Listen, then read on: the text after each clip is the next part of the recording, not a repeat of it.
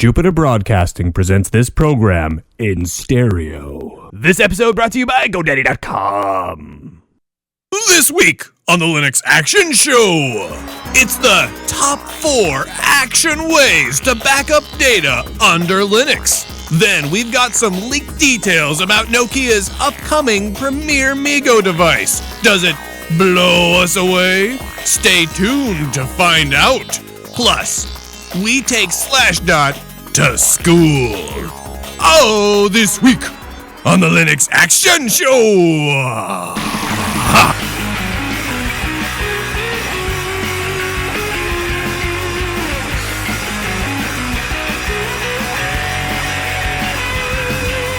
And welcome to the Linux Action Show, Season 13, Episode 4. This is the 124th episode of the Linux Action Show. My name is Brian. That guy is Chris. Hey there, Brian. The What's up, new Chris? series of pocketbook e-readers will all be running Linux. Of course they were. And this is going to be so cool. So this is going to join the Kindle and the Nook as Linux-based And the e-readers. Sony readers. Oh, yeah? Yeah. And every e-reader on the planet. Pretty much, What e-reader doesn't run? I don't actually know if there must be some. Well, but like an iPad, I guess? maybe. Or I'm sure like HP will probably crap something out running WebOS.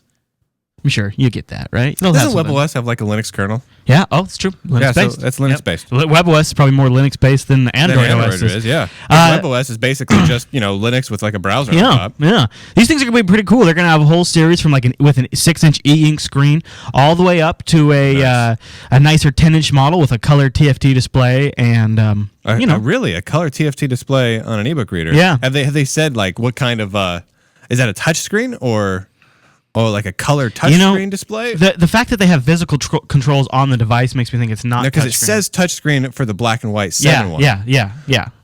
But the color one is 7 inches and it doesn't say touchscreen.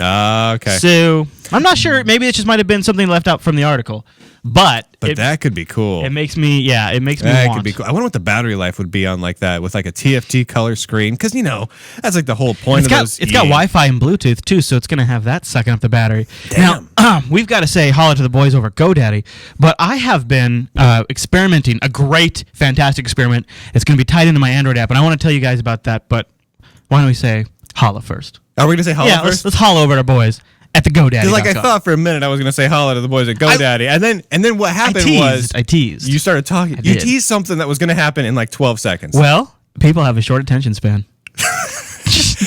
You're welcome, ladies and gentlemen. I'm excited. I couldn't help. I wanted to share. I'm so excited. This is what we think of you, our viewers. It's not so much that, is that I'm such a little excited fanboy for my new idea that I just want to talk about. All right. Hey, Chris. Oh, what? This episode of the Linux Action Show is sponsored by GoDaddy.com, the world's largest web host and domain name registrar. If you're ready to make an impact online, GoDaddy.com has got you covered. Domain names as low as $1.99 plus world-class hosting with unlimited disk space and bandwidth. Do-it-yourself website builders, dedicated servers, SSL certificates, and so much more. Plus, as a Linux Action Show viewer, enter promo code Linux. That's Linux, Linux, at checkout. Take an additional 10% off your entire order. Some restrictions may apply. See site for details. Get your PC internet now at GoDaddy.org. No, it's .com. Although they probably would own them all, I would think. Also, I don't actually know. I'm assuming they do. We should say Linux 20. GoDaddy.co.edu.uk or something. Linux 20 gets you 20% off hosting. Guess what? What? Some of the guys we work with at GoDaddy were in town this weekend. We didn't have a chance to go down there and see them because of our shooting schedule. No. I just found out about it via the Facebook. No. Earlier. I know. I had bought those guys a beer. I would have too. They've been sponsors for ever, so I had bought them a beer. For years now. Now, why don't we talk about this crazy experiment of mine that I'm going? Yeah. This will be my Android pick for this week. I've maybe talked about this app before. Probably not that much because they don't have a Linux desktop client, but it's Evernote. I have talked about it on Jupiter at night. Evernote's pretty cool. Evernote is cool. It's cool. I mean, to be able to take your notes and take audio notes and do all these different kinds of notes and have them synced across all your machines is handy. It's just like Dropbox or Ubuntu One for note taking. Yeah.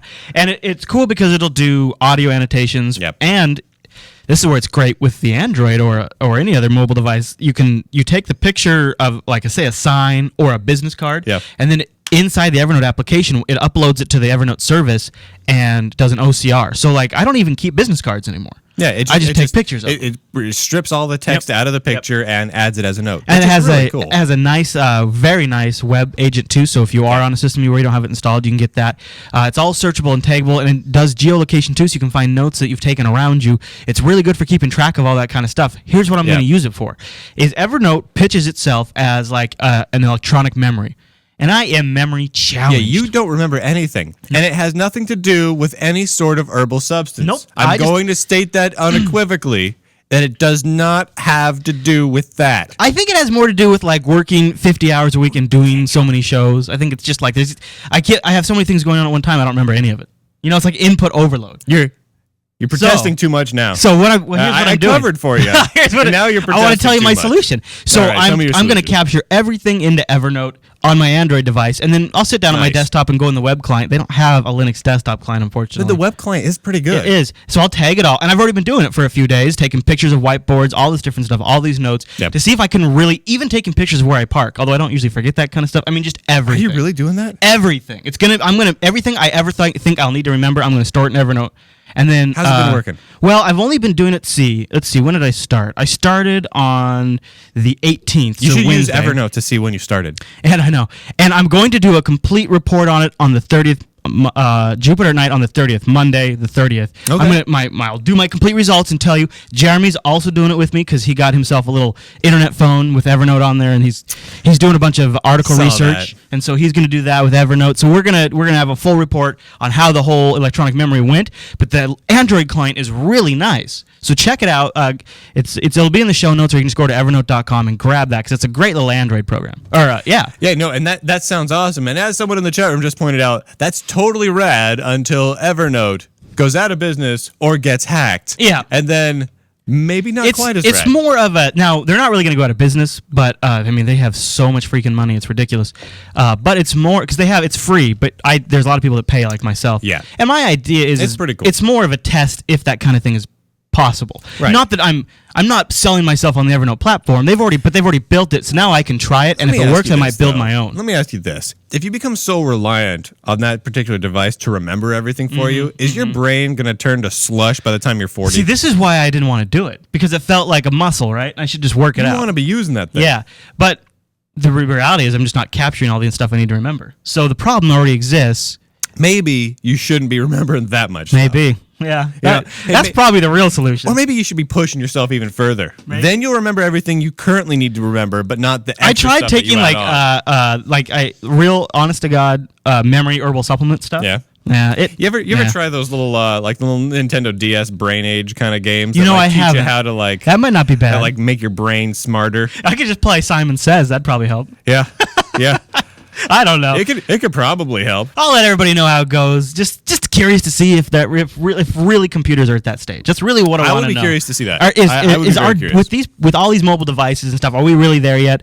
I'll find out. Do we want to be there? I don't know. Is that like our goal? I don't know if we should be saying, are we there yet? I'm hoping to reflect on it. It should be more like, has this been pushed upon us yet? Is this here yet? Right. And are we supposed to be using this now? Yeah. And I think that's why I wanted to wait till the 30th to do it on Jupiter nights. That way I could have done it for like a week and a half, 2 weeks to really get a feel if it's crazy. Yeah, or do not. it a little long term. Yeah. Yeah. All right, Brian. Well, and I just want to say. So we finished up. A little self-plugatory. So Illumination Software Creator. We finished up the sale last week. The Android beta came out last week. I'm going to say this. How'd it go? Illumination Software Creator, it's been out for a couple months. People have been building Python apps. That's been pretty fun. People have been having a good time. Couple of new open source projects come out of that. That's pretty groovy. We had the Flash and Flex building. People liked that. It helped people to prototype things, but it was just kind of a handy tool to have in their toolbox. Okay. And so we added Android in because we thought, people are going to enjoy it. People like Android. They're going to like Android. Holy God in heaven! Did that take off? Like nutso crazy cool. balls. That's good. So people are building Android apps like nobody's business with Illumination Software Creator, really? and are just going insane with it, and I love it. That's nice. We got tons of reviews coming up on a bunch of the Android sites over the next week. Oh, exciting! I'm absolutely thrilled. Yeah, it's going to be tons of fun, tons and tons of fun. So a lot of people have been asking me, what are we adding to it? What are we doing next? What are we doing with all that? Have you decided? Yeah, hell yeah. Oh yeah? Are you gonna tell?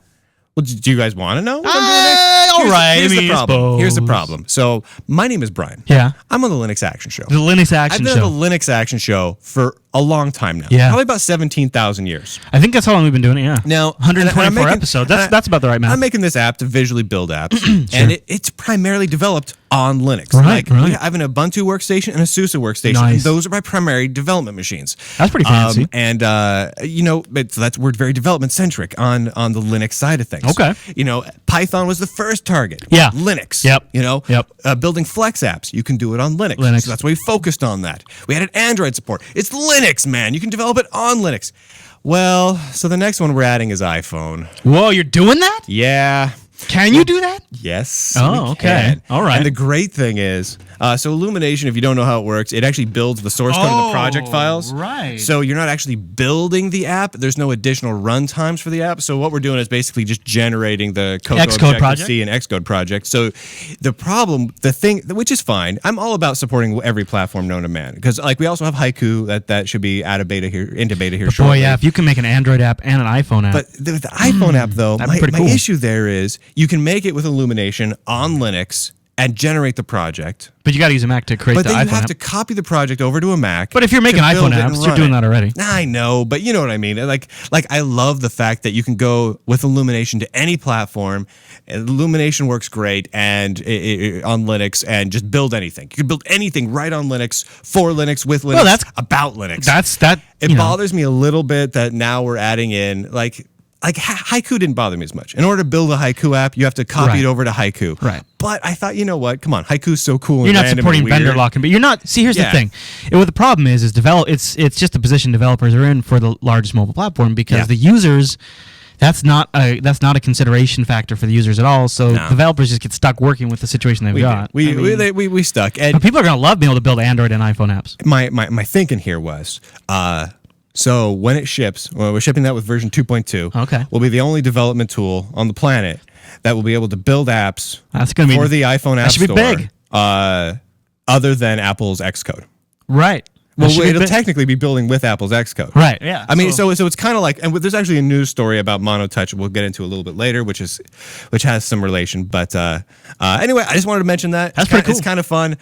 Seriously though, Android's cooler. But I just want to throw all that out there because I like to. All right, Brian. That's all there is to that. Chris, Let's do the news. really? We're gonna talk about the news now? Might as I well. feel like the show's over. This is all I need to talk about. Good night, everybody. And we're out.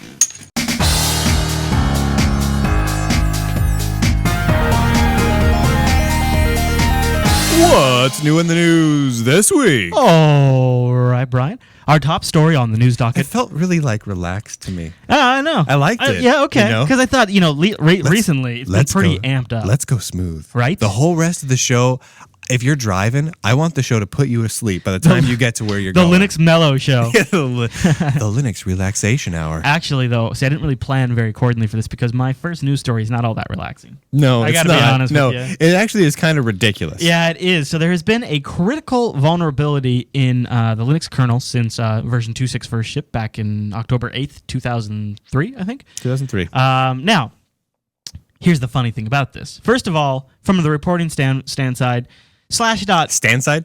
Well, I don't know what's that. Standpoint? Standpoint. That's what it is. I like stand side. Yeah? No, that's the official. All That's right. the official standpoint of the Linux Action Show is the stand We side. stand side. We're gonna really take a stand side on this, and no, so Slashdot. These guys. Well, I don't know what they're doing, Brian. They reported on this story twice, and in the second time they reported on it, specifically said it's not related to the first one, and they linked to the description of the problem, which both stories link to the same PDF that describe the problem. Now, I would like to make a couple of points here. So this is a Linux security flaw in the Linux kernel. Yeah, been there for a long time. It's a story for sure. Yeah. It's been there for a long It's a bad time. one. It's nothing new. It's patched. and we'll talk about some more details in a second. But I want to talk about Slashdot for a second okay. here. All right, lay it on me, Brian. Because so this story. Okay, for a second, it's the second time Yeah. that this story's come up on Slashdot. Yeah. They finally cover Linux news, and they cover the same story The twice. same story twice. Most of the time, they don't cover Linux news anymore. Like if you read through Slashdot, and I'm not blaming the editors of Slashdot. I'm blaming the editors and the readers of Slashdot, Right, because both.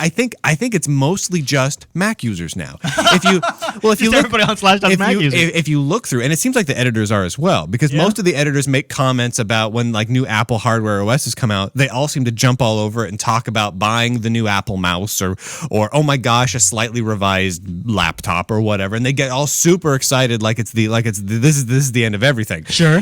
Or the beginning. And when you look in they're like recently submitted stories, you can upvote and downvote them, which kind of you can change their color, like you can make them purple or blue or red or whatever. I like changing colors. Slashdot has kind of a weird rating system. I do like changing colors. So the goal of every Slashdot story is to get red. You want to be a red color. Oh, okay. That way you go to the front page and everyone sees you. Now, if you submit a Linux story, literally, if it's a Linux story that's as big as, Fedora X20 ships with the ability to run 1 million processors in tandem. Big news story, something like that will come up. It will immediately be downvoted into the lowest possible color segment, which apparently is like blue or something because they hate the color blue. Oh, that's too bad. I like blue. And siphoned right off. Seems like red would be the direction you wouldn't want to go. Excuse me. I am colors. allergic to how upset this makes me. I'm allergic to Slashdot right now. And literally, so we submitted a news story. One of our readers submitted a news story that we had covered some time ago about OpenSUSE. OpenSUSE did a lot of cool stuff. They released the SUSE Gallery and SUSE Studio. Right. Honestly, if you're a nerdy website, that's news. Okay. It's news. I agree. That same day on Slashdot was a story about like. It was the a Magic story. Trackpad. It was the Magic Trackpad. That's right. Yeah. It was the Apple released a slightly new mouse that didn't look all that good. That one had like 1 billion comments and voted right through the roof. So and immediately they essentially voted it all the way down for the Linux story and then deleted it. SUSE makes a build service that lets any distro build packages for multiple destinations and multiple platforms. Huge for open source. Totally huge for Linux. open source. Huge for Linux. Apple releases a trackpad. Trackpad gets covered. I agree. It's ridiculous. It does seem to be going that direction. You know, the really crazy thing is, though, Slashdot also doesn't have the power it once had. Slashdot was, you remember, things used to get slash-dotted. I mean, if you get a website, got posted to Slashdot, their website was down. And that was just a standard thing that happened. People were used to Maybe it wasn't Slashdot had more down. traffic. Maybe web servers just sucked more. I don't think so.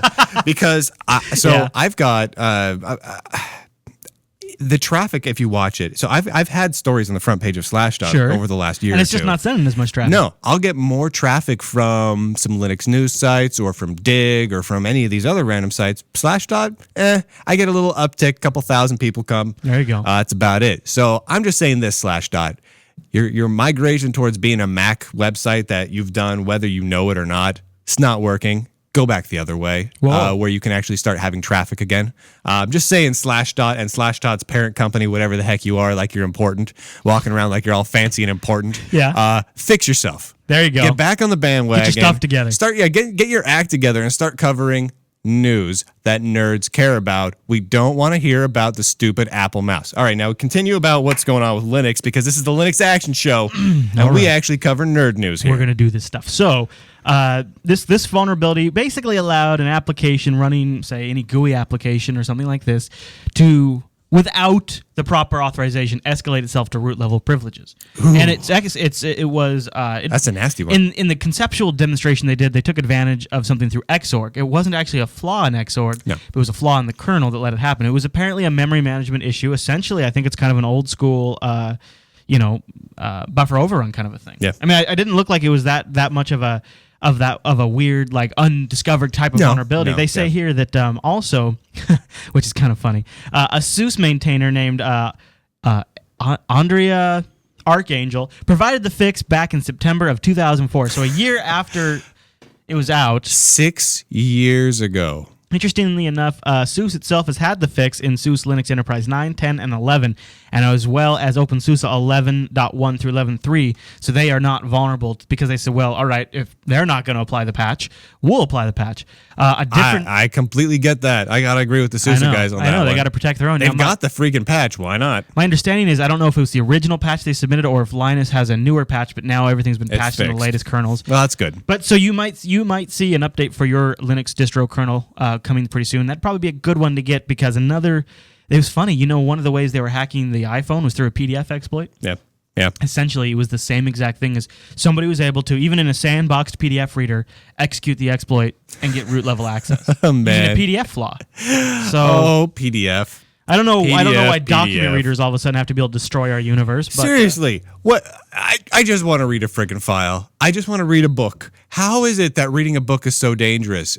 This isn't 1984, ladies and gentlemen. I'm not going to take down the government because I had an idea in a book. Well, maybe I will. I don't know. But this is ridiculous. Maybe you will, It's the stupidest thing.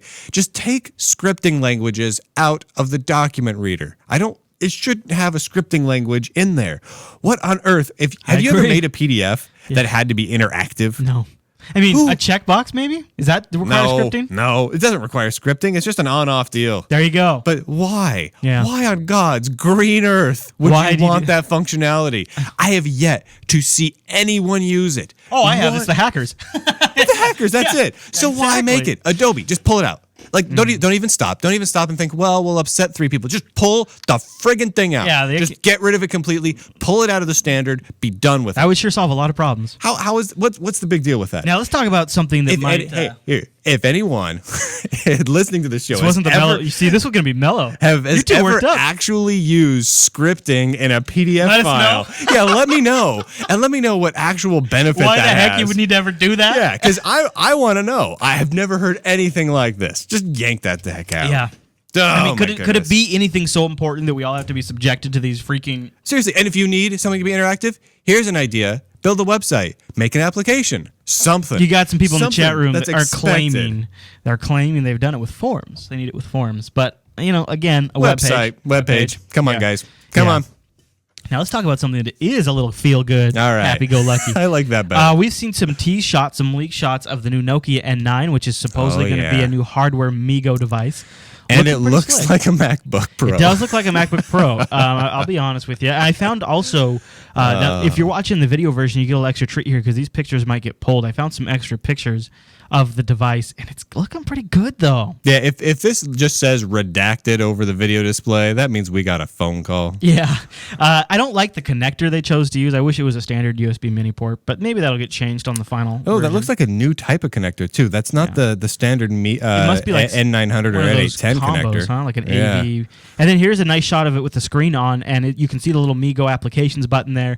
And we also got some shots of the back with the removable battery, and it looks like a nice large camera. Big camera. Yeah. Well, they've done a pretty good job. Nokia's been really getting behind putting the nice cameras into their phones. Yeah. Like, I mean, they've got what's that one phone? The what's like the N95? N95 is with the big 8 megapixel, where like the top part of it. Yeah, and they have all the video online of the HD video they shot with it, and it just looks gorgeous. Yeah. Oh, that new one. Yeah. The new one that's coming not out. Even that's not. Yeah. Yeah. So I mean, Nokia's really big into throwing the nice cameras in there. I would not mind carrying around a little device that looks like this. I could do without the MacBook Pro aesthetic, but I'm getting more and more excited about MeeGo, that's for sure. MeeGo as a system, I'm excited about. And honestly, the MacBook Pro aesthetic, the fact that it's, got the aluminum with the chiclet keyboard, that's fine. I'll get over that. I think it works better in a handheld than it does in a laptop, just because the chiclet keyboards I don't really like on laptops. But for thumb typing, it works okay. So I'll forgive that just fine, but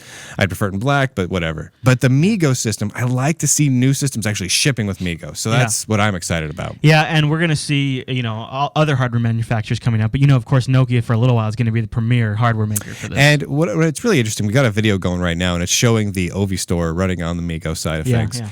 And they've improved the Ovi store significantly. The UI is nice. Yeah, honestly, it looks nicer than the Android marketplace does right now. It's about on par with the iPhone App Store. I don't know if you noticed, but inside their applications menu, when you got to the bottom list of all your installed applications, there's a little button that says add more applications. Yeah. Right to the store. I like that. Nice and simple. They did a really nice job on it.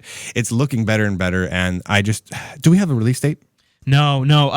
That's all leaked stuff. But if you read the article here, I'll link to it in show notes for Engadget. They're insinuating a December timeline release. That's not bad. Yeah, that's a lot closer than. Well, they hinted that we'd have devices by the end of the year. Yeah. When they first announced MeeGo, the MeeGo Maemo mobile and merger back in January, hardware. And that seemed like so far away. Remember when they said, I was like, oh, that's just But now we're looking like what, 3 months? 4 months? Yeah.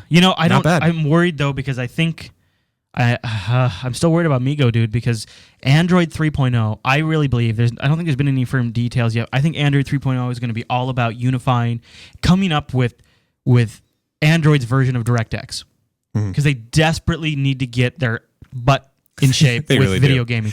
They and really do. Windows Mobile 7 is going to be crazy with the games. It's going to be, the games they're showing already are going to be crazy. They're going to integrate in with Xbox Live. I mean, people that want a game are going to go with Windows Mobile 7. You know what makes me angry? How nice that looks. Well, I would like to see MeeGo kind of get something together with the open 3D acceleration stuff, so that way. I mean, we're gamers. I mean, we play games. But I don't need to have the vast gaming library, but just some games. I need some great games. Like I mean, on my NA10 tablet, I've got like Heroes of Might and Magic 2, and I've got some great games on here. Free Civilization and everything else, and I love that. I do, but to have a phone in my hand or a device, a tablet that has some cool gaming experiences that tie into like either my PS3 or my Xbox Live. I like the syncing with the friends and stuff. Syncing with my friends, syncing with my gamer score, syncing with my achievements, syncing with everything. That's not. I don't have to have all that though. I don't have to. I would like it. It's cool. It is cool. And I would like the way they did it looks so nice. I'd like to see. I think MeeGo needs to. I think Android's going to. Apple's working on Game Center. They got to do it. Here's what I keep coming back to. I love Maymo. I like MeeGo a ton, and honestly, I think it's gonna grow to that love point where I'm gonna ask it to move in with me. Sure. And like we'll share a bedroom, right? But maybe some of her stuff will still be in storage, in case it doesn't work out. We can make a quick exit. You're gonna bring the essentials. But we're getting to that point, right? I really like MeeGo. The same bed, even. So same bed. Okay, dude, come on. Yeah, all right. I would sleep in the same bed with MeeGo. Yeah, absolutely. Even now. But here's a problem I have. I keep looking at it from a nerd point of view, I love what I can do with MeeGo. So flexible. Sure. Running Linux, I can change the CRUD out of it, change the way it looks and works. It's awesome. I like that. Then I look across the pod. Android is cool. Android's awesome. You can do quite a bit with Android. Some good apps coming out now, there's too. some great apps coming out. So that's also interesting. Look over at iPhones, and I'm not going to buy one. But then I look over at Windows Phone 7, and I think this thing's not even shipping. It has a stupid name. But then I look at two of the things it's got. One, it's got that Xbox Live game thing with those cool games. And two, right out of the gate, high definition Netflix Watch Now streaming. That is cool. Over 3G. But do you need that on your phone? I don't know if I need it or not, but that sounds cool. You like having it, yeah. And that's something is cool. I want. And the Netflix library is getting so good. It's getting so big. The thing is, I believe when Netflix streams to the iPhone. Okay, I should say this straight up. I don't believe the high def is over 3G. I think you have to be connected to Wi-Fi and have a certain device for high def, but you can still stream the video over 3G. Streams though, which drives me crazy. That's what I've heard anyway. Like the stream to the Roku, the stream to the Xbox, the stream to the TiVo, the stream to the Apple devices is all H.264. Why can't they enable that same stream? I know. Why can't they do that for Linux? Why do they have to, on the desktop, stick to Silverlight? Also, worth noting, I hear you. Totally unrelated, but I've been told, and I don't have a way to test this, but if you have like an iPad or an iPhone, or if you can change your browser into an iPhone browser, if you can make your browser ID show up as an iPhone device, sure. I'm told that if you go to jupiterbroadcasting.com/live, Ustream will detect that it's an iDevice, and it will swap out the live stream player to an HTML5 player. So if you want to watch the Linux Action Show live without Flash, that might be a way to do it. I'd never heard that. I don't have a way to test it. I actually, you know what? I'll grab my wife's iPhone and try it. See if that works. I'd be curious.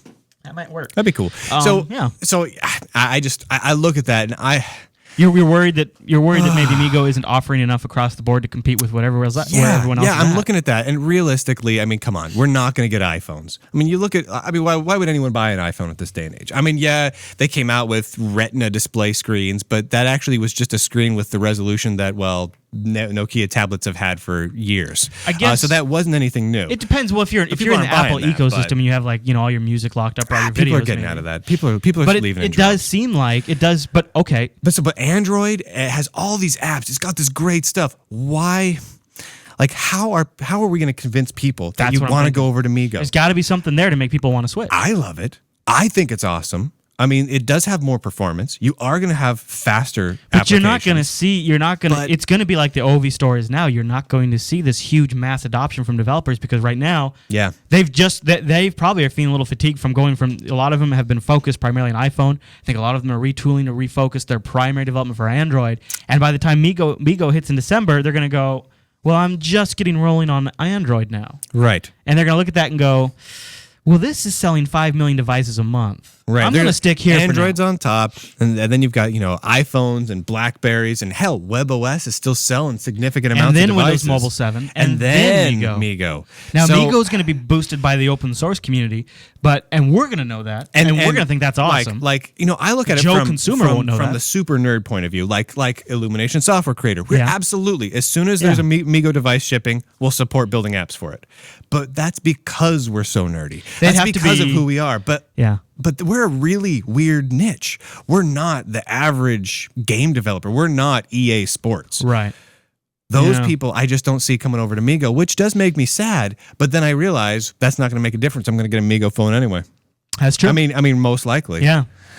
Anyway, I just would like to mention that. All right, I have got two more stories. One quick one that we wanted to bring up because it's come up in the chat room a few times during the live stream, so we thought we'd cover it. There was kind of an unofficial, we're not working on this from Steam folks for the Linux client, Yeah. but now we've got an official from a Steam representative. They were asked one final question. I'm sure you guys are not super keen to answer this, but I was wondering, are you really working on a Linux version of Steam? Because that would be pretty epic, right? Oh, yeah. And we've had hints, and we've had screenshots that were theoretically leaked and everything else that looked pretty legit. Yep.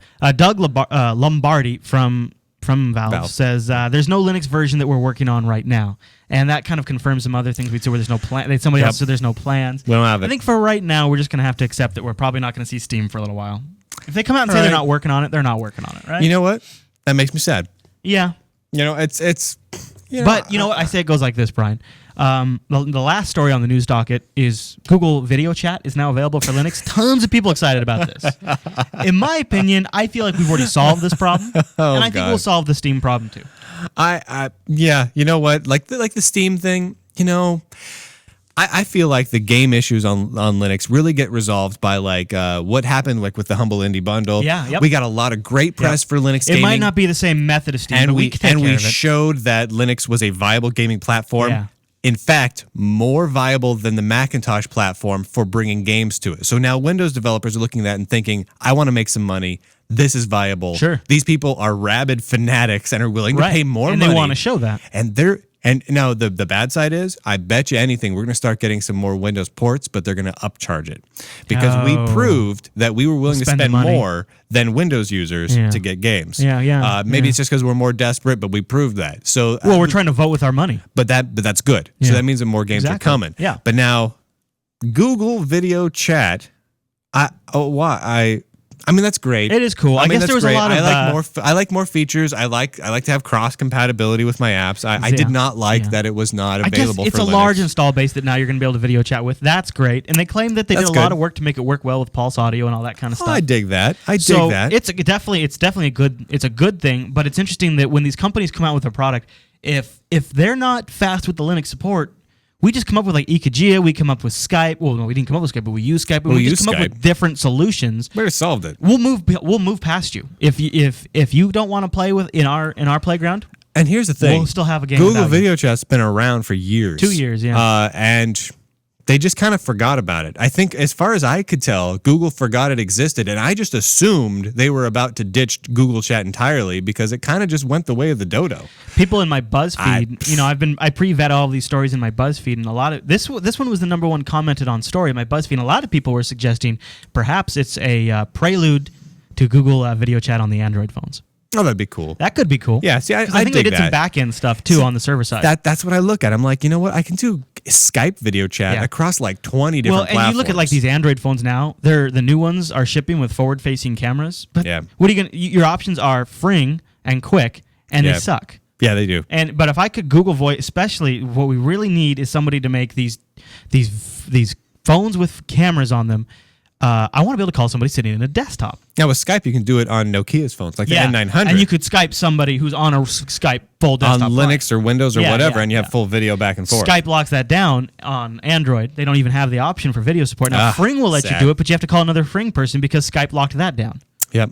So maybe this will be great. Yeah. If they get the Android component and I can Android from Android to Android or Android to desktop or desktop to Android. The only part that annoys me is now to do video chat with everybody, I'm going to have like 3 clients open at all times just to chat with each individual person. I do. Come on, guys. But you're already using, I'm already doing that anyway. Yeah. I hear you, Brian. But see, for the video talk side, for like Google Talk, I'm using like Pigeon or Epiphany or something like that. Yeah. So do I really want to...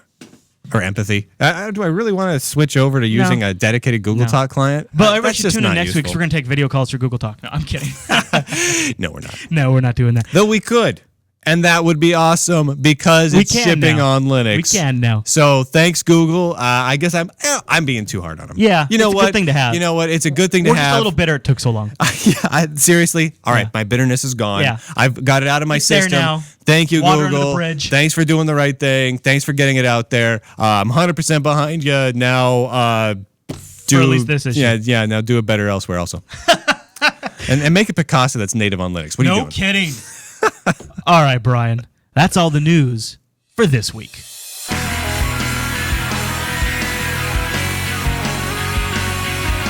Hey, Chris, you know what's important? Backups. That's right, sir. Should we talk about some backups? Let's talk about backups for a little while. We talked about servers a lot over the last 2 episodes. Yeah. Making your own home server. But once you got your own home server, you got to take that files, all those files that are on your system, and you want to put it on your server. Of course, you don't want to sit around and drag and drop manually all day, because you know who does that? Idiots. Dumb monkeys. Probably. Dumb monkeys. I thought, there's a lot of different ways to back up your Linux machine, including just, using tar on the command line and stuff like that. But whoa, seriously? Tar on the command line? Just sit down and that's crazy. I would like to back up my computer right now.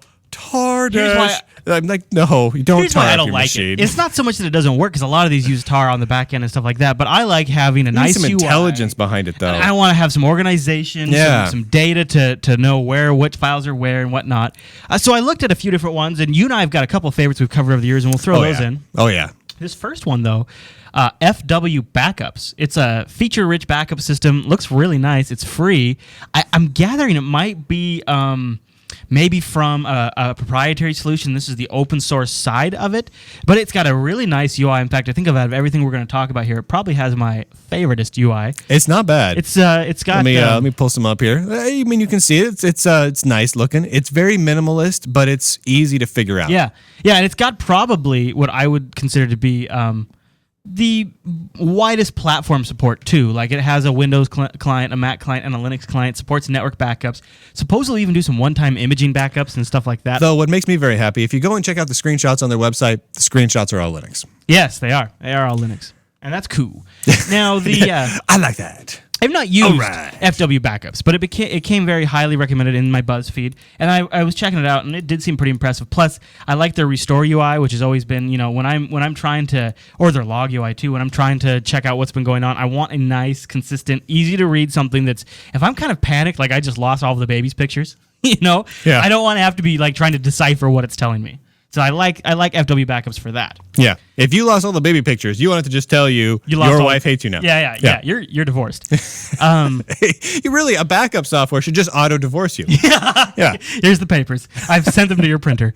Now, the one we've talked about probably the most on Linux Action Show over the years is Mondo Rescue. Mondo Rescue. And the cool thing about Mondo Rescue is its UI. Yeah. Yes, it's all sir. end curses. I am a big fan of text-based end curses UI. I know I like things blingy.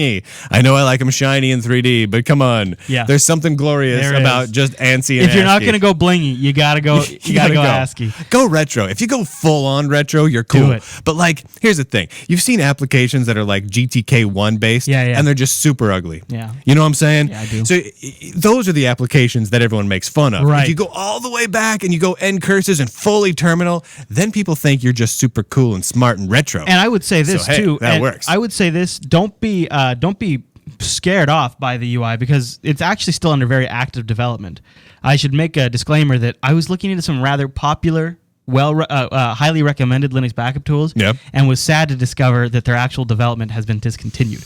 Mondo Rescue, though, just had a release recently. Yeah, it's and going strong. It looks old school, but here's what's cool about Mondo Rescue is you can install it on your running system, kick off a backup, and it will produce either an image file or my preferred solution, it'll burn DVDs right there inside the application, a complete restore DVD, right? Nice. So it's total restore. And if you do this, now you could either do this with something like FW Backup to get the files, and then this would be a whole image of all your applications and everything like that. Yep. And if your hard drive were to pop at one point and just totally lose everything, you could throw a new hard drive in your box. If your hard drive were to pop. That's what they say. That's what happens with hard drives. They pop. Brian. Yeah. They get hot and pop. They're like popcorn. Exactly.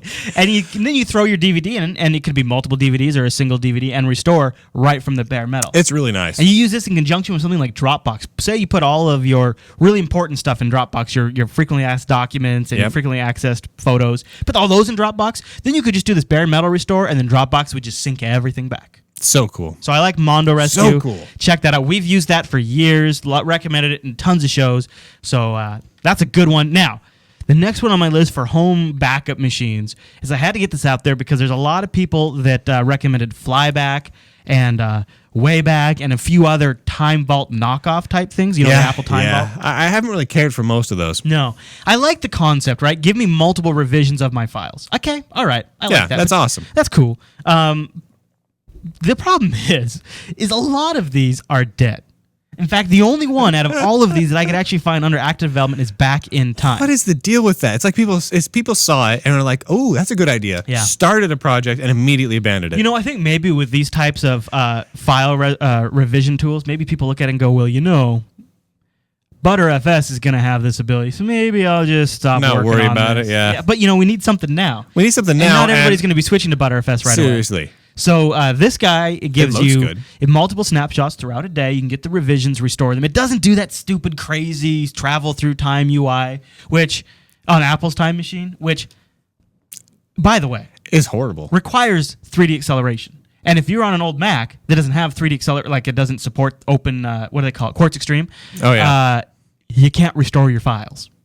Wait, no, you You cannot get in. There's got to be a 2D interface to it. Yeah, there's a third-party one that you can go pay $25 for off of some Mac shareware site. Are you joking with me? I am not kidding at all. I got down to my mom's house, needed to restore some of her graphic art files that she'd been working on, and her old G4 Power Mac doesn't support Quartz Extreme. No dice. I had to go buy an app to do it. You had to go buy an Ridiculous. app. So I don't mind that this is not flying through space, that it is just a 2D standard GTK application. I'm okay with that. And it uses cool stuff on the back end. It's inspired from Flyback. The Flyback project, I think, is where it got most of its code. Yeah. It is a GUI, but the real magic is done by rsync and diff and CP to make hard links and all those kind tools of stuff. that have been around forever and we know work. Yeah, they're great, solid tools. So even if, for some reason, the developer were just to discontinue the GUI front end, it's just using these tools with cron to schedule and get this stuff done. So this GUI, you could actually uninstall the GUI theoretically, leave all the stuff it sets up in place, and you're good to go. So I like Back in Time for just your own personal. Also, if you work on documents and spreadsheets and stuff, and you want to be able to recover from a previous version, Back in Time's not a bad way to go. Plus, those tools, super low resource usage. I got to admit, I like this. That's pretty cool. Yeah, I like Back in Time quite a bit. Now, maybe you want to go a little more serious. Maybe you got a home server and you want to back up all the computers on your home network. There's a lot of options. I'll give an honorable mention to Bacula, but the one I really like is Backup PC. And this is the one I've used for years. And it's actually... And it is the nerdiest looking of the bunch. Super nerdy. Check out these screenshots, guys. You got to go to backuppc.sourceforge.net. Yeah. You can check it out. It's all text. These are and screenshots of the actual project. Yeah. It is... Yeah. Insanity. And I'll be honest, the primary configuration is done through config files, but they are the easiest config files you'll ever read. They're very well common, very well done. Okay. And the defaults are often very acceptable. Backup PC will connect over your network via multiple different types of connection, SSH, Samba, this is NFS. cool. And so when you transfer things around, you can set specific wildcards to only grab certain apps that match. And this happens to me cool. too. It does hashes on all the files, and it knows that the Ubuntu 8.10 desktop ISO was on this computer and this computer. I don't need to back it up from both computers. I back it up from one computer, and then the backup for the other one, I just make a hard symlink. So I could do a restore, so I only back up large ISO files only once. In fact, it has great, amazing, fantastic deduplication logic, so that way you're not backing up multiple revisions. I backed up 115 servers with a grand total. Now this was about 4 or 5 years ago, so it wasn't a lot of storage. It was probably 3 terabyte total on all these servers. Sure. But the backup between the data duplication removal and the advanced compression backup PC uses, I would say the entire backup archive probably took 300 gigabytes. That ain't bad. No, and now the only downside is the backups are not human readable and browsable because they're all a bunch of symlinks and hard links. So you got to use their web interface to restore files or their command line interface, but it's really good. It's really quick, low That impact. ain't bad. It's quite nice. That is not bad at all. Yeah, I like it quite a bit. So check out Backup PC if you want to back up all of the machines on your network or just one of your computers. And then I put a couple of links in there too, you guys. I know I want to give a shout out.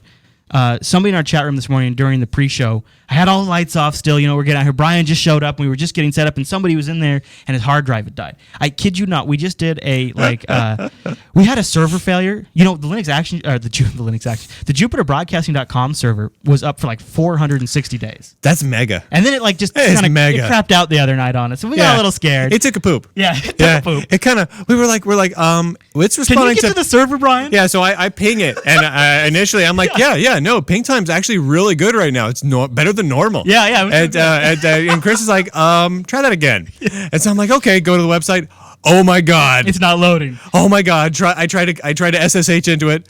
Oh my god. And we're worried. It's an old server, so this really got the data protection on our mind. So I did a whole kind of like rundown on what happened with our server crash on Jupiter Night one of these nights.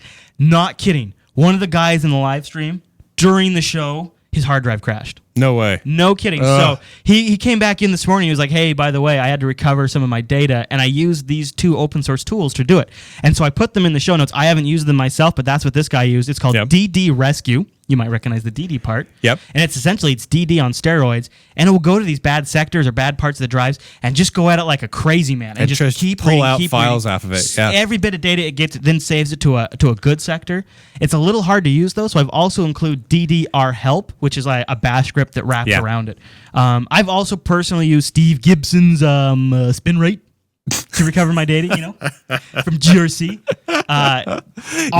All of these recovery tools, if you're dealing with drive failures, you might need to wait. Like if your drive's really screwed up, it takes a while, like 3-4 days sometimes. Yeah, it's nuts. No, they're not easy. But so try to use these backup tips first, so then you don't have to rely on one of those. Honestly, tools. almost all those tools scare the bejesus out of me. Do you? Yeah. Like, well, you kind of like the back in time one. Back in time is different, but like DD Rescue and and like Steve Gibson's tools, right? Like too intense. you put them on there, and you're like, okay, I'm pretty sure I just lost something really important. Though my drive is down, my system is dead. Okay, put it in there, and the drive will just start crunching. You know what's crazy? Wildly. Gibson put in some long time. You would love this because Gibson put in some really, really great ASCII animations and stuff while it's doing stuff. And I ran it on our studio machine just to keep the drives in good health on that 30-inch screen. Those DOS ASCII animations are breathtaking. Are they really? They're amazing. And it's like I just want to get like a wall full of them and computers so I can scan all of my hard drives and have this awesome animation. What is happening? I don't know. The last 2 episodes, didn't we talk about like the ASCII aquarium? Yeah, where we're the getting more ASCII-based retro. screensaver? Things are going more retro, and I've been talking to other people. They're going more retro too. First season, seems to be the first year of the Linux Action Show, we were like, come on, Ubuntu, what are you doing? First Compass. 2 years, we were like, go to Barrel, gosh, go to I know. Compass, 3D Effects, what are you doing? And now we're like, you know what?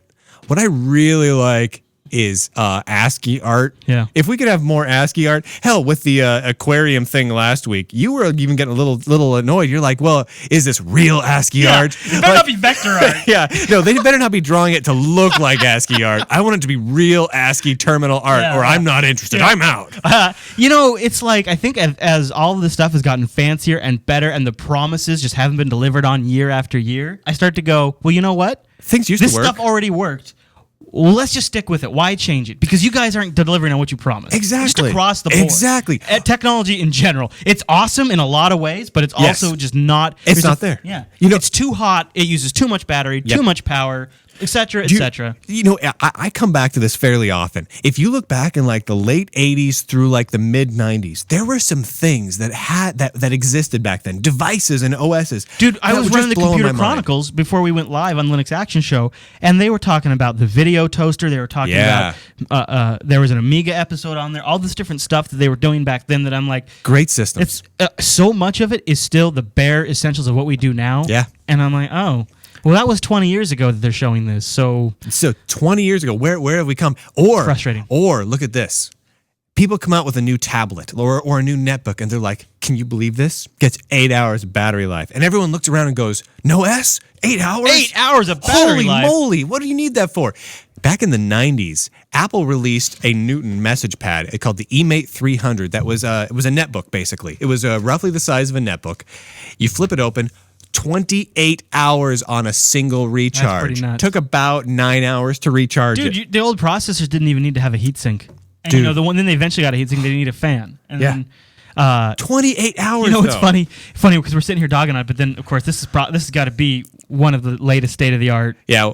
Yeah, okay. things. So You wanna talk about that? Let's talk about this briefly. So this is the Lenovo Idea S10, Pad, right? S13e04 IdeaPad netbook netvertible tablet. So basically its screen swivels and it turns into a tablet. It's got the nice new Atom processor in there. Good keyboard. Yep, good keyboard, good you put everything. the extended battery on there. I did. If you've seen the video version, you'll notice there's this big battery dangling off the back of it, This whole which thing, yeah. which acts as a really nice handle. But we'll Yeah. talk about that next week. I've thrown SUSE and Ubuntu on here. Got a touch screen. It's a capacitive multi-touch touchscreen. It's a beautiful, gorgeous screen, great battery life.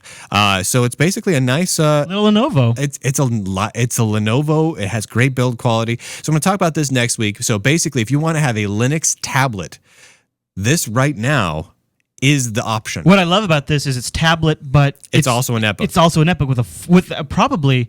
I mean, I've used it 15 minutes, but Yeah. it's got to be one of the best keyboards I've ever seen on a netbook. It's so a you great- get you get touchscreen, you flip it around, you got keyboard. Yeah. And that's really cool. So yeah, we'll talk about that guy in the next episode. It's great. It's got a good cost. So you spend less than an iPad or something like that, and you can run whatever else you want. I think that's really cool. Yeah, I'm excited so to hear the review. We'll talk about it next week. To go along with it, since installing Linux ain't too super simple, I'm going to be posting over on lenduke.com installation steps on how to get touchscreen and everything else working under Ubuntu People and love SUSE, that. so you can actually follow along. All right, Brian. Well, that's the Linux Action Show's look at Linux backup. Oh, that's what we were talking about. Yeah. So we weren't talking about ASCII art and tablets. No, we should say too. We'd like to hear what you guys do for your backups. Maybe you've got a cool solution. JupiterColony.com. There's a section there for Linux Action Show, and let us know what you use, or just the comments wherever you watch this. Share your backup solution. Yes, sir.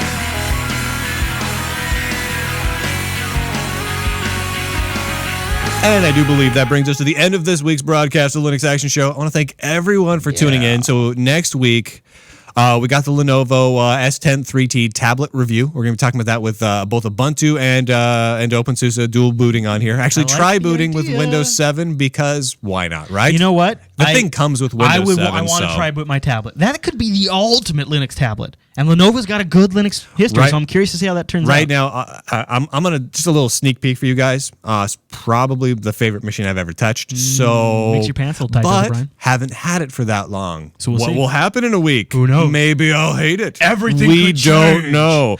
Brian is a fickle beast, is what we're talking about, ladies and gentlemen. All it would take is for Lenovo to announce a partnership to ship iPods with every Lenovo device from then on. And then you'd hate Seriously, I would drop kick it through my plate glass window. it. No, Brian, that window's old. Don't break it over that. Throw it out the door. Just throw it out the door. That's true. I love that window. Yeah, It's a 100-year-old window, and it's They still don't wanna working. break it over I don't that. want to break that. Yeah. So we got that coming up next week. We have something else coming next week, don't we? We did. We talked about it just before we Just hit like record. a few minutes ago. I totally we blanked on it. were mentioning. Oh, we were going to mention the Lunduk files, Brian, the Jupiter files. Yes. Jupiter files coming back Monday. So the Jupiter Files comes back tomorrow morning at 7 a.m. So that's exciting. So you want to talk about aliens and such, just head over to jupiterbroadcasting.com/live. That's pretty awesome. And We're going to be of back course, to 2 daily shows. Two of them. Crazy here at What Jupiter time? Broadcasting. What time is Jupiter night? 9 p.m. So Pacific. those are Pacific time, 7 a.m. and 9 p.m. And of course, Linux Action Show every Sunday, 10 a.m. Pacific time is Yeah. when we record that. I want to say thanks. It's Sunday morning. And that's not everybody's up. People have other obligations Sunday morning. It's for our schedule when we have to record. Yeah. We've got 100 people watching the live stream right now, and Oh. We got There's like 75 of them in the chat 75 of room, them just in the chat chit-chatting room. away. As the show goes, that's really cool. And You guys are awesome. the show when it comes out is usually around an hour, but we've been sitting here. It's 11:30 right now. We've been sitting here since I think the stream turned on around About 9:30-ish, yeah. So there's a lot of the show that doesn't make it into the show. Yeah. Because we'll just stop recording and then just sit here and BS with the chat room and go tangentially off on something. Honestly, I think we had a couple conversations that were much better than the show. I know, you in almost the wish live part, if storage were capable of keeping up, just record the whole thing. The whole thing and just stick it out there. Yeah. We did that for a while, but, then you have like a 3-hour show that doesn't make any sense. And as they get larger and larger and man, larger. we just can't fit them on any servers anymore. So that's much a big, action. that's a big problem. So we got all that going on, and of course, feel free to go look at Illumination Software Creator at radicalbreeze.com or lunduke.com if you want the beta for Android, because people are checking that out. And do me a favor, everybody. If you see like news stories come out this week, which my guess is you're going to be seeing some news stories this week because there's a couple of reviews floating around going on. If there's like a little upvote button, click on that sucker. Yeah, if you see an Illumination Software Creator story, Click that tweet it sucker. out. Tweet it. Dig it. /dot it. Because here's the thing. I need you to. Yeah. And Brian has needs. And I, Man's trying to and pay I the want you mortgage. to. Come on, guys. It's okay, Brian. It's okay. That's all right. It's all right. Actually, we'll dig up your story. Actually, you know what's great though? So on /dot, there's a news stories about Illumination on /. This is a little more /dot rant. We posted to /dot. I love that you have to come back at them again. We posted to /dot, and I make a half-assed mention of it. Like I just mention it to people. I'm like, hey, I posted a story on /dot, go check it out. Immediately way upvoted. Nice. Like the people. That's cool. People who follow our Twitter feeds and everything else, they're like, dude, that's awesome. They go there, they're like, cool, Linux, Android, cool software I'd development. vote for that. Upvote that. Immediately almost all the way to red up for upward status. And then Ooh, nice. Immediately the Mac people that run /dot saw that and went, wait a minute. Down You know all what you the should have way. done is just trick them and say it's a Mac program. Of course you will now with the iPhone. It is a Mac program. Yeah, It does yeah. run under OS 10 That's anyway. true. But I don't push that to anyone. I just Yeah. say, here you go. It runs also on Windows and OS 10. We're a Linux-centric shop. Because we're cool. You should resubmit it as a Mac-centric thing. I could be like, yeah, Mac development revolutionized. Right, and then it'll be the top story on /dot. That's all you got to do. You know dude. what? You know what? Not going to cater to that. There you go. Not going to bend over got- like you- that to the /dot. You draw the beast. line. Yeah, this far and no farther. farther. Yeah, Right. Yeah, but that is not this day. Yeah. It's one of those moments. I am like Viggo Mortensen, awkwardly delivering that line in The Return of the King. Yeah? And he's like, but that is not this day. At the end there, you know what I'm talking about? What if you were more Yeah. like the Patrick Stewart, courageous? I'm fighting the Borg. I'm not gonna blow up my ship kind of guy. Because that, with the shotgun and the sleeves showing his guns, that's pretty epic. showing his guns? Oh, that's an old Star Trek joke. Here's the thing. Patrick Stewart buffed up for that movie, and Yeah. Jonathan Frakes was the director, I think, and they just ridiculed him mercifully for getting all buffed up for the movie. It is kind of funny. It is. But here's the thing. I have no guns. I'm like you'll notice here, like I'm wearing a t-shirt. This is as short of a shirt as you will ever see. Because if I pull this up, you'll be surprised because you're like, I don't see Brian's arms. Because literally they don't exist Just beyond the bone? this moment. Just the bone? I'm a nerd. I think my fingers have more muscles in them than my arms. Because the heaviest thing you got to lift is the keyboard and mouse, right? Seriously. Maybe the tablet if you got a big battery on it. Yeah, I do have a big battery. But honestly, Just lift the tablet, dude. Just that's my workout machine. while you're pooping. Dude, I just have 2 tablets. I should just walk around and power walk with tablets. Yeah, like how in the 80s they used to strap the weights to them? You just strap them to your arms. You know actually what would be epic? Tablets like this, running Linux with ASCII art screensavers like the ASCII Aquarium, pointed outward so everyone can see them, and I just Yes. walk around town. White man bling. That'd be awesome, dude. Dude, that is beyond white man bling. That is like white Nerd man bling? 1980s retro nerd bling. Yes. Oh, I know, yeah, 1980s training montage. I love it. Oh, actually, that's a great idea. It is. Oh, bad. But you know what, Todd? I'm too tired. I'm not going to do it. That's true. You know what I'm going to do? I'm going to go home. I'm going to lay in bed. I'm going to watch some reruns of Better Off Ted, and I'm going to take a nap. There you have it. That's really what's going to happen. I like that's a good Sunday afternoon. But when I dream, I'm going to dream about that montage. All right. I think that's all we got. You can check us out at JupiterBroadcasting.com, JupiterColony.com for the forum, Facebook.com with Jupiter Broadcasting on it, Twitter.com with our names, Brian Whoa. Lunduke or Chris LAS. Apparently that's his name. Linux Action Show. Old school. You've stayed old school. We used to only have one show. Yeah. Yeah. Man, do you remember that? No. We had one show. I don't remember that. It just feels like had so one long show. ago. I know. One. I know. This show. Yeah. You guys right there. This It's show. still the big show. This is the big This show. big show. You know what? It's always going to be the big show. It's the big show. That's what I refer to it as. It'll always be the big show. You know what? I hear, and this is a rumor, mind you, but over at Revision 3 Studios and Twit Studios, they sit around, when they talk about Linux Action, they say the big show. Yeah, I'm sure. It's a rumor I hear. I'm pretty sure that's what the internet refers it to. I'm not 100% certain, but I believe, Leo Laporte sits around and he's like, well, let's do the little show. But Twit. Well, I think Leo calls it the big show because President Obama was referring to it as the big show when he was talking to Putin over in Russia about the big show. You know, and interesting, the head people in the Tea Party got together with Obama, and they're like, you know what? Yeah. The only thing we agree on is the big show. Yeah, and then also during the UN, they had that whole UN council meeting. We could go on like this for hours. And I believe they opened the International Space Station talking about the big show. Oh, my goodness. You know what I'm going to do right now? What? I'm going to end the show. Okay.